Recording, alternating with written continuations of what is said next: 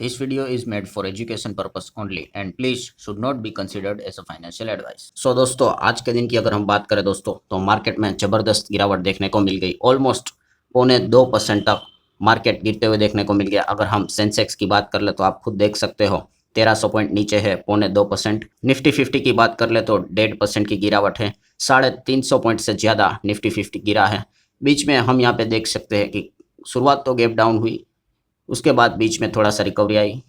सबको अच्छा लगा कि रिकवरी हो रही है एंड देन बाद में जो यहाँ पे सेलिंग यहाँ पे हुई है, मतलब काफ़ी लोगों को यहाँ पे ट्रैप भी किया है। जो ये टेक्निकल वाले होते हैं, ब्रेकआउट हो गया खरीद लो, और उसके बाद जिस प्रकार से उनको यहाँ फंसाया है, ये तो मार्केट में चलता रहता है। एनीवेज सो यहाँ पे हुआ क्या है दोस्तों, आज के दिन ज़बरदस्त गिरावट हमें मार्केट में देखने को मिल गई। एंड बियर वाले कैसे कमाते हैं, मार्केट को तोड़कर ही कमाते हैं। और बियर को सपोर्ट करने वाले फिलहाल अगर देखा गया तो कौन रहते हैं सबसे ज़्यादा, ट्रंप रहते हैं।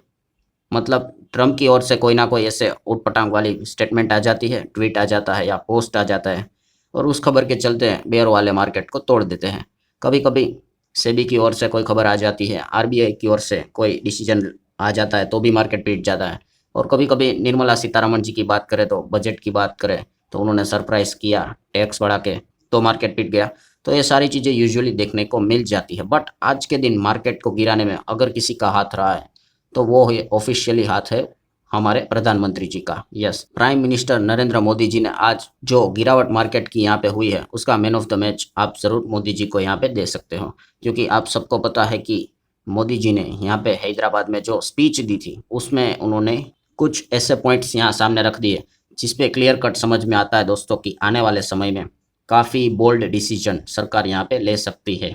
मतलब अगर आप ऊपर ऊपर से पढ़ोगे, आपको पता है ना बहुत सारे डिसीजंस, मतलब बहुत सारी चीज़ें मोदी जी ने यहाँ पे कही, उसके ऊपर ही हम यहाँ पे आएंगे। बट जैसे मैं हमेशा कहता हूँ कि read between the lines. Line तो हर कोई पढ़ लेता है, बट उसके बीच का कोई मैसेज आप समझोगे तो आपको पता चलेगा कि आने वाले समय में बहुत कुछ बड़े निर्णय सरकार यहाँ पे जरूर लेगी। क्योंकि जिस प्रकार से मोदी जी ने यहाँ पे अपील की है लोगों को, उस हिसाब से तो ये चीज़ें पता चल रही कि ये तो होने वाली है। और जैसे ही बात उन्होंने सामने रखी, मार्केट में तो आज बियर वाले एक्टिव ही हो गए हैं कि तोड़ो मार्केट को।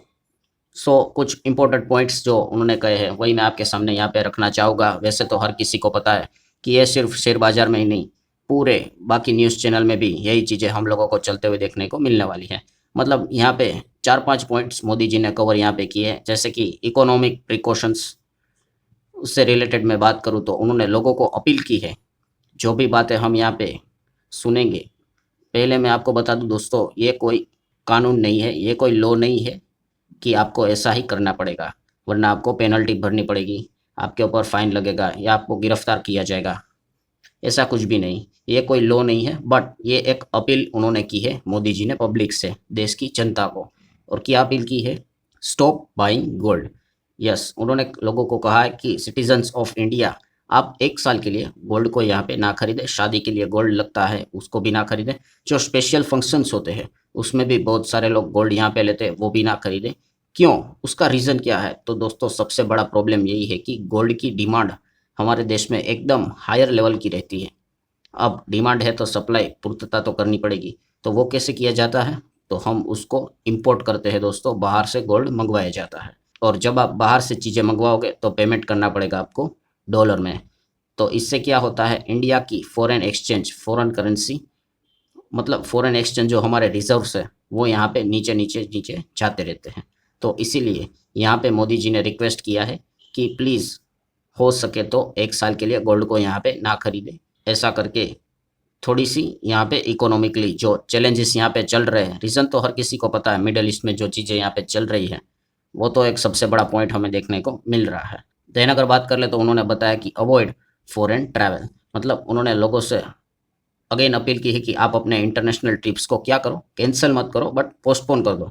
आपके ट्रिप्स, वेकेशंस, डेस्टिनेशंस, वेडिंग्स भी होते हैं जो एब्रॉड में किए जाते हैं, तो एटलीस्ट 1 साल के लिए तो उनको यहाँ पे पोस्टपोन कर दो। क्योंकि सेम वही रीज़न है, to save the foreign currency. Foreign exchange reserves को यहाँ पे सपोर्ट करने के लिए मतलब ज़्यादा गिरना नहीं चाहिए, इसलिए उन्होंने गोल्ड को लेकर ये बात कही, फॉरेन ट्रिप को लेकर ये बात कही। देन उन्होंने अगेन अपील की है कि by Indian products, made in India चीज़ों को प्रायोरिटाइज कीजिए। ऐसी चीज़ें ना खरीदें जो कि बाहर से मंगवानी यहाँ पे पड़ती है। नॉन इसेंशियल फॉरेन गुड्स, उनको अवॉइड यहाँ पे कीजिए। अभी जो एसेंशियल है वो तो इंडिया में मिलेंगे, वो तो खरीदने ही पड़ेंगे, बट वो लोकल इकोनॉमी को सपोर्ट यहाँ पे किया जाए, ये भी एक अपील मोदी जी ने फिलहाल तो की है। देन सेकेंड पॉइंट की अगर बात कर ले तो one of the most important point, energy and resource savings, मतलब फ्यूल को बचाने में मदद कीजिए। बिकॉज लगातार ऑयल प्राइसेस बढ़ते ही जा रहे हैं एंड आपको पता है सप्लाई रिस्क तो रहता ही है। तो इस चीज़ के चलते पेट्रोल डीजल को काफ़ी संभल संभल कर इस्तेमाल कीजिए। अननेसेसरली यहाँ पे वहाँ पे जाना, मतलब अगर होगा तो उसको अवॉइड कीजिए। एंड अगर आप ट्रैवल करना ही चाहते हैं तो पब्लिक ट्रांसपोर्टेशन को इस्तेमाल कीजिए, पब्लिक ट्रांसपोर्टेशन यूज़ कीजिए, कार पुलिंग कीजिए या फिर पब्लिक ट्रांसपोर्ट यूज़ कीजिए, मेट्रो, ट्रेन, बस, ये अच्छी बात है। या फिर कार पुलिंग कर लीजिए, या फिर गाड़ी खरीद रहे हो तो पॉसिबल हो तो ईवी ही खरीदें। तो ये भी एक रिक्वेस्ट उन्होंने फिलहाल की है। Then work from home, yes, जैसे कि आप सभी लोगों को पता है वर्क फ्रॉम होम से क्या होगा कि ट्रैवलिंग यहाँ पे कम से कम होगी या फिर होगी ही नहीं। एंड इस चीज़ के चलते सेम अगेन फ्यूल से रिलेटेड बचत होगी। अगेन फ्यूल हमें क्या करना पड़ता है, अगेन इंपोर्ट करना पड़ता है। तो हो क्या रहा है दोस्तों कि यहाँ पे इन्फ्लेशन, महंगाई बढ़ने का खतरा है, इसको इम्पोर्टेड इन्फ्लेशन कहा जाता है। सो इसको बचाने के लिए ये अलग अलग अपील्स यहाँ पे की जा रही है। देन कुकिंग ऑयल की अगर बात कर लें तो अगेन बहुत सारे फैमिलीज़ को उन्होंने रिक्वेस्ट यहाँ पे की है कि आप जो भी ऑयल कंज्यूम करते हो यहाँ पे वो 10% से थोड़ा कम कीजिए। इससे दो फायदे हैं, एक तो आप फॉरेन एक्सचेंज उसको सेव करने में मदद करेंगे, प्लस आप अपने फैमिली के हेल्थ भी इम्प्रूव करने में मदद करेंगे कुकिंग ऑयल की अगर बात करें तो। सो ये भी एक अपील उन्होंने की है। Then agricultural and industrial shift, like जो फार्मर्स है उनको भी उन्होंने रिक्वेस्ट की है कि जैसे कि आप देख सकते हो कि प्राइम मिनिस्टर मोदी जी ने appeal farmer to reduce the use of chemical fertiliser by up to 50%, and जितना हो सके नेचुरल फार्मिंग मेथड जो है उसी को इस्तेमाल करना। क्योंकि अगेन ये जो चीज़ें रहेगी वो हमें बाहर से मंगवानी पड़ेगी, और बाहर से मंगवाएंगे तो अगेन डॉलर देने पड़ेंगे, मतलब फॉरेन एक्सचेंज यहाँ पे होगा खर्च। सो अगेन वही दिक्कत यहाँ पे हो जाएगी। तो अगेन फार्मर को भी रिक्वेस्ट किया जा रहा है। देन उन्होंने बताया कि जितना हो सके सोलर पावर का इस्तेमाल यहाँ पे किया जाए। सोलर पंप जो रहते हैं, इरिगेशन पंप्स जो रहते हैं, उसका इस्तेमाल किया जाए, क्योंकि जो डीजल से रन होते हैं उसके अगेन डीजल ज़्यादा मंगवाना पड़ेगा तो दिक्कत यहाँ पे हो सकती है।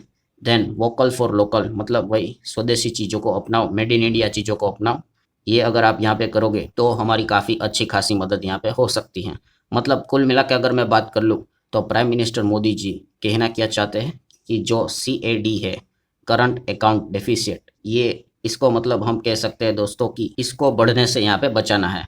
CAD अगर बढ़ते रहेगा, मतलब अगर हम ज़्यादा चीज़ों को इम्पोर्ट करोगे तो आपका करंट अकाउंट डेफिशिएट बढ़ते जाएगा बढ़ते जाएगा, और एक मतलब आपके पास फॉरेन एक्सचेंज रिजर्व्स एक लिमिट तक ही रहते हैं, और वो एक बहुत बड़ा क्राइसिस क्रिएट हो सकता है, और वो ऑलरेडी क्रिएट हो चुका है। और इससे होगा क्या दोस्तों कि रुपये की वैल्यू खराब हो जाती है।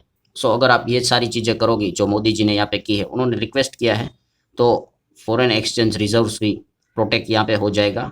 CAD की भी बात कर लें तो ये भी थोड़ा सा मतलब प्रोटेक्ट करने की वो कोशिश यहाँ पे करेंगे। एंड रुपये की वैल्यू भी जो लगातार गिर रहा है वो भी प्रोटेक्ट करने की मतलब आप थोड़ा सा योगदान दोगे। ये अपील फिलहाल तो उन्होंने की है। मतलब बॉटम लाइन क्या है दोस्तों कि यस, इंडिया की जो इकोनॉमी है, यस, वो काफ़ी चैलेंजिंग सिचुएशन से गुजर रही है अभी। सो यही चीज़ें ऐसा डायरेक्टली बोलेंगी नहीं, बट उसका इनडायरेक्टली मीनिंग पॉइंट यही यहाँ पे रहता है। और जैसे मैंने वीडियो की शुरुआत में कहा था कि वो क्या हिंट देने की कोशिश कर रहे थे, जो रीड बिटवीन द लाइंस, हम शुरुआत से ही यहाँ पे जो मैंने बार बार कह रहा हूँ वो क्या है कि यही सारी चीज़ें बोली है। रीड बिटवीन द लाइंस मतलब आने वाले समय में शायद से सरकार गोल्ड से रिलेटेड जो इंपोर्ट है उसकी ड्यूटीज़ बढ़ा सकती है, टैक्स बढ़ा सकती है। देन ऑयल मतलब पेट्रोल डीजल के दाम भी यहाँ पे बढ़ सकते हैं। मेंटली धीमे धीमे करके प्रिपेयर किया जा रहा है कि ये सिचुएशन ऐसी चल रही, इलेक्शन भी अभी खत्म हो चुका है, सो पेट्रोल डीजल के दाम बढ़ सकते हैं।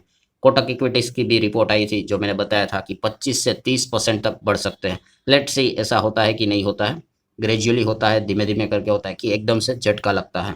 तो ये सारी चीज़ें रहेगी। देन कोई और भी मल्टीपल टैक्सेस यहाँ पे आ सकते हैं, वो भी चीज़ें हो सकती है। और इन सभी बातों में हमारा रुपये भी आप देख सकते हो कि रुपये की हालत $95.24 के हिसाब से है। तो जिस सिचुएशंस पे चीज़ें ये चल रही है ना, ये सेंचुरी अभी लगा ही देगा। बस कितना टाइम लगाएगा सेंचुरी में वो अब पॉइंट बचा है। सो मतलब फाइनल कंक्लूजन क्या है दोस्तों कि ये सारी चीज़ें खुद देश के प्रधानमंत्री प्राइम मिनिस्टर जी ये बात यहाँ पे बोल के गए हैं देखिए ये रिपोर्ट के जरिए या सोर्सेस के जरिए खबर आना अलग पार्ट है, बट ये डायरेक्टली सीधा बोली हुई चीज़ है। सो ये तो क्लियर कट हिंट मिल चुका है दोस्तों कि आने वाले समय में सरकार काफ़ी टफ कॉल लेगी, एंड इसी चीज़ के चलते बाजार ज़बरदस्त गिरा, 24,000 के नीचे भी आया। और जो प्रोएक्टिव होते हैं, प्रोएक्टिव मतलब कि चीज़ें होने से पहले उनको अंदाज़ा यहाँ पे आ जाता है, जो चीज़ें मैंने आपको बताई उन्हीं में ही ये सारे रिएक्शंस आज दिखाए गए। बहुत सारे लोगों ने अपना माल यहाँ पे कुछ कुछ चीज़ों से निकाला है, हल्का यहाँ पे करके रखा हुआ है। तो यही चीज़ें फिलहाल तो देखने को मिल रही है। सो लेट्स सी अब एग्जैक्टली आगे क्या होता है, सरकार की ओर से ऑफिशियली अनाउंसमेंट कब आता है, अब ये देखने वाला नेक्स्ट पार्ट यहाँ पे ज़रूर रहता है। मोदी जी ने जो बातें यहाँ पे कही है, इस चीज़ के चलते कौन से सेक्टर और कौन से स्टॉक्स की हालत अब खराब होने वाली और किसको अच्छा खासा इस चीज़ में आपदा में अवसर मिलने वाला है, ये अब आने वाला वक्त ही बताएगा। तो आशा करता हूँ दोस्तों वीडियो हेल्पफुल लगा होगा, चाहो तो like and as well share कर सकते हो। मिलते हैं अगले वीडियो में, तब तक के लिए बाय बाय।